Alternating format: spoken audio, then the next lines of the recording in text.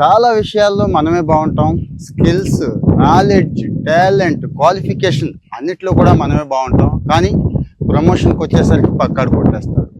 ఇన్ని స్కిల్స్ లేకపోయినా కానీ పక్కాడు దూసుకెళ్ళిపోతూ ఉంటాడు. ఈ సమస్య అందరికీ ఉన్నదేనండి.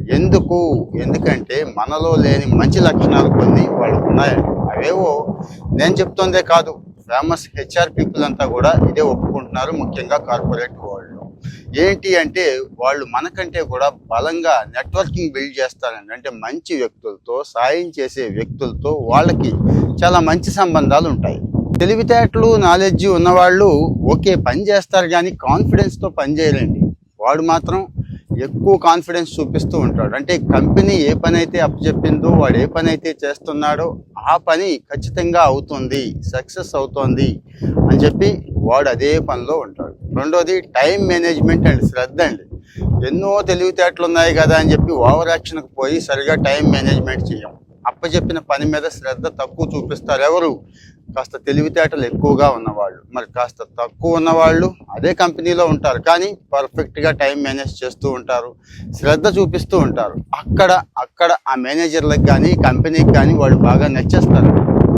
ఈ తక్కువ స్కిల్స్ ఉన్న వాళ్ళు కంపెనీలో అంటే టీమ్స్లో మిగిలిన వాళ్ళతో కాస్త సానుభూతి, సహానుభూతి అంటాను చూడండి, అండర్స్టాండింగ్ స్కిల్స్ ఉంటాయండి. అంటే వాళ్ళ పట్ల పాపం కరుణ, దయ, జాలితో ఉంటారు. అంటే మంచిగా ఉంటారు మిగిలిన వాళ్ళతో.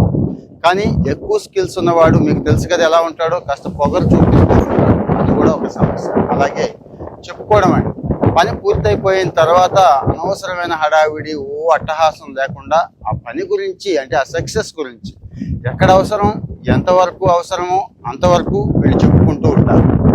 ఇక ఫైనల్గా కంపెనీ పాలసీ ఏదైనా కానీ, కంపెనీ పని విధానాలు ఏవైనా కావచ్చు, యాక్సెప్ట్ చేస్తారండి, నమ్ముతారు. ముందు ఎస్ మేనేజర్ చెప్పింది కరెక్టే, ఇది కంపెనీకి ఉపయోగం అని నమ్ముతారు. వీళ్ళు కూడా మనస వాచ కర్మణ అదే పని చేస్తారు. అంటే ఆ పని కంపెనీకి ఉపయోగపడుతుందని, కంపెనీ బాగుంటే నేను కూడా బాగుంటానని చెప్పి అంగీకరిస్తారండి.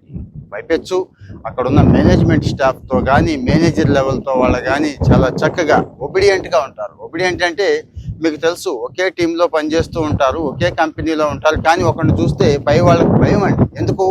వీడు తిన్నగా ఉంటాడో లేదో, సీక్రెట్స్ వగేరా బయటికి చెప్పేస్తాడేమో, కంపెనీకి చెడ్డ పేరు తీసుకొస్తాడేమో, ఇలాంటి భయాలు చాలా మందికి ఉంటాయి. కానీ వీళ్ళతో మాత్రం ఆ భయాలు ఉండవు. ఇప్పుడు అర్థమైపోయింది కదా, తక్కువ స్కిల్, తక్కువ టాలెంట్ ఉన్నా తొందరగా ప్రమోషన్స్ ఎందుకు వస్తున్నాయో.